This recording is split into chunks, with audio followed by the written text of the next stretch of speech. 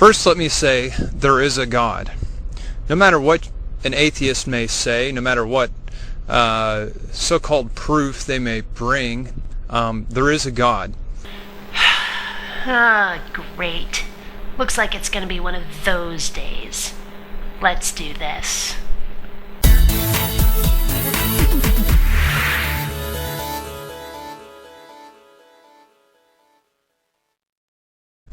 Today's message is titled, Atheism is Wrong, There is a God. Right away we can tell this is going to be a fair, balanced, and unbiased look at the subject, can't we? The strongest proof we have that there is a God is the Bible. The strongest proof you have for the existence of God is an ancient book of fairy tales written from long before humanity had any kind of understanding about how the universe actually works? I'm thinking he needs something better. And why the Bible? Well, it's because it is a compilation of eyewitness accounts.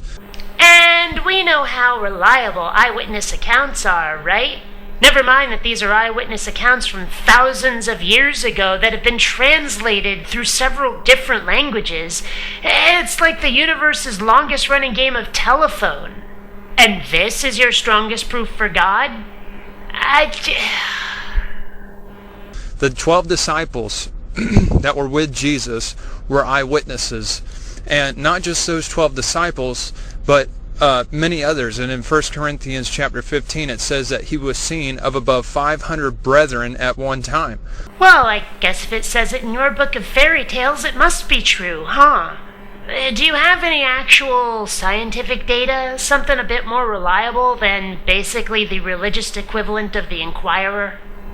And it was because of these men and what they saw, that was why they wrote the Bible. And so I guess that must make it true, right? I mean, there's absolutely no chance that the Bible is a steaming load of horse dookie. There's no chance whatsoever that the Bible is just Jesus fan fiction. Nah, couldn't be. Many will argue, well, there's no proof for God. But the truth is, are you sure about that? Well, I'm quite sure nobody has ever found any proof for God. Not 100% certain there isn't proof out there to be found, but no one's found any yet. And so there's no reason to believe. Now, if you start finding some, I'll revise that. But right now, I'm about 99.99999% sure that no one's ever found any evidence of God. Yeah. Because Hebrews chapter 11 says this about faith, that faith is the substance of things hoped for, the evidence of things not seen. Well, goody for Hebrews chapter 11, but that's completely wrong. I mean, okay, sure, faith may be the evidence of hoping, but it's not evidence of the things being hoped for. Faith is nothing more than wishes, than hopes, than feelings. It's not actually evidence of something, except your own thoughts. So, sorry, but, well, to use your own argument, they can say that all they like, but it ain't true. So, we can see here that there is, in fact, proof that there is a God. No, we don't. We see proof that people want there to be a God and wrote stories about it. That's all we see.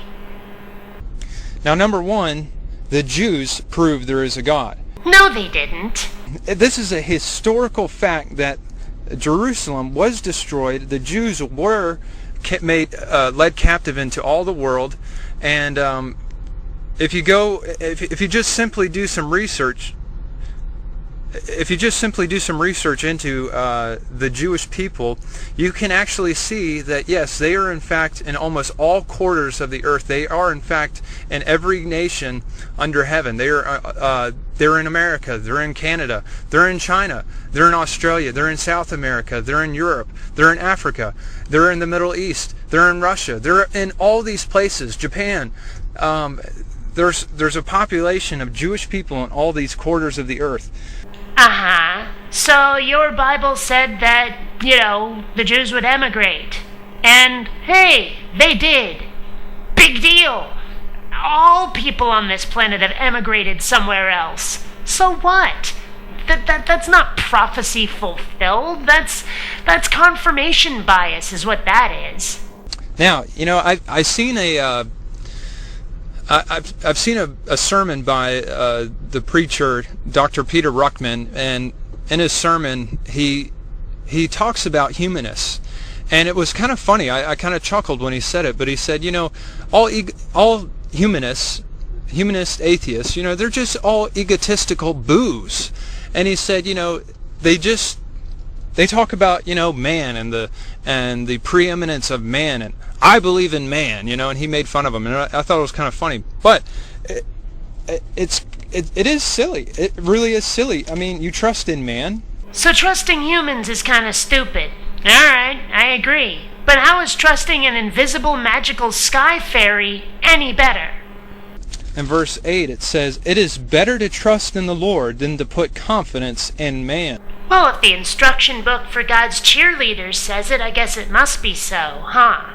So we see here that it is quite silly and ridiculous to trust in man and to forsake God.